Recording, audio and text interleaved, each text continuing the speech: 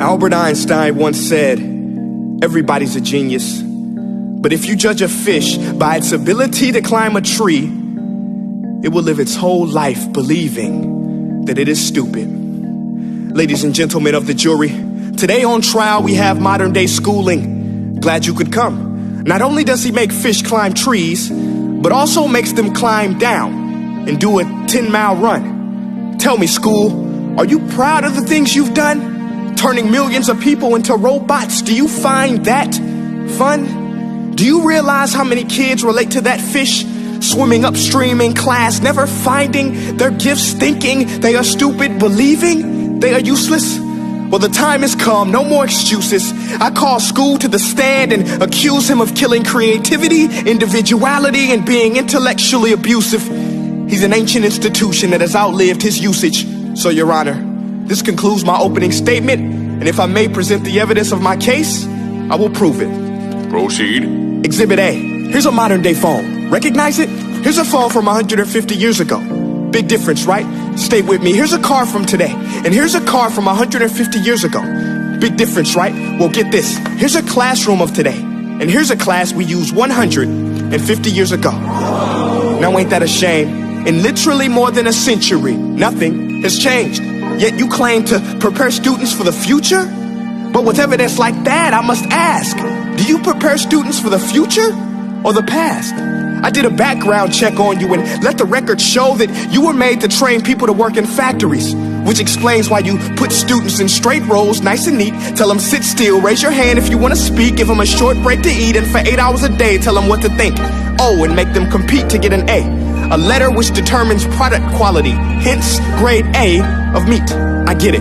Back then, times were different. We all have a past. I myself am no Gandhi. But today, we don't need to make robot zombies. The world has progressed. And now we need people who think creatively, innovatively, critically, independently, with the ability to connect. See, every scientist will tell you that no two brains are the same. And every parent with 2 or more children will confirm that claim. So please explain why you treat students like cookie cutter frames or snapback hats, giving them this one-size-fits-all crap. Watch your language. Sorry, Your Honor, but if a doctor prescribed the exact same medicine to all of his patients, the results will be tragic. So many people will get sick, yet when it comes to school, this is exactly what happens, this educational malpractice, where one teacher stands in front of 20 kids, each one having different strengths, different needs, different gifts, different dreams, and you teach the same thing the same way? That's horrific. Ladies and gentlemen, the defendant should not be acquitted. This may be one of the worst criminal offenses ever to be committed. And let's mention the way you treat your employees. Objection. Overruled. I want to hear this. It's a shame. I mean, teachers have the most important job on the planet, yet they're underpaid? No wonder so many students are short-changed. Let's be honest. Teachers should earn just as much as doctors, because a doctor can do heart surgery and save the life of a kid.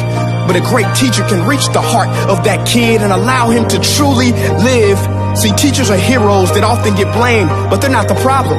They work in a system without many options or rights. Curriculums are created by policymakers, most of which have never taught a day in their life.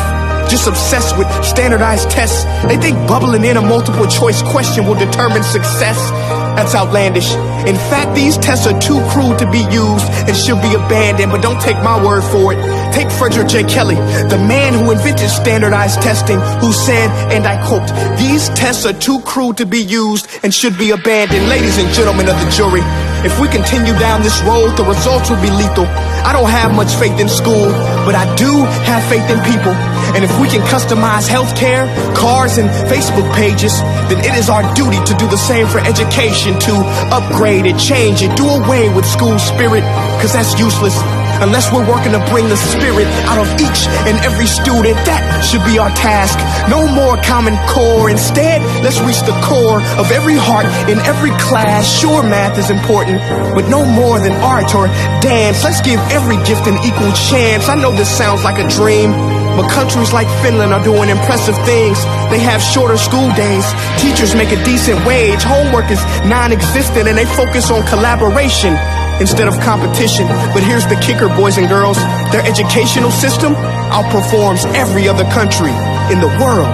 Other places like Singapore are succeeding rapidly. Schools like Montessori, programs like Khan Academy. There is no single solution, but let's get moving. Because while students may be 20% of our population, they are 100% of our future. So let's attend to their dreams, and there's no telling what we can achieve. This is a world in which I believe, a world where fish are no longer forced to climb trees. I rest my case.